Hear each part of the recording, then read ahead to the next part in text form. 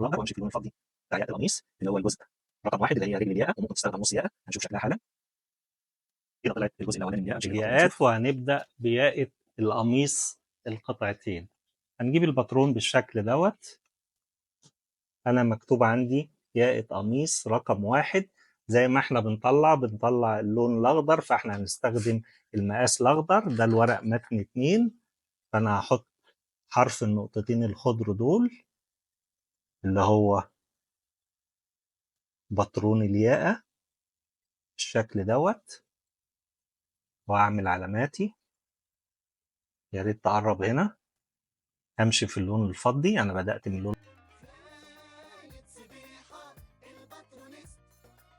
الأخضر وأمشي في اللون الفضي بتاع ياقة القميص اللي هو الجزء رقم 1 اللي هي رجل الياقة، وممكن تستخدم نص ياقة.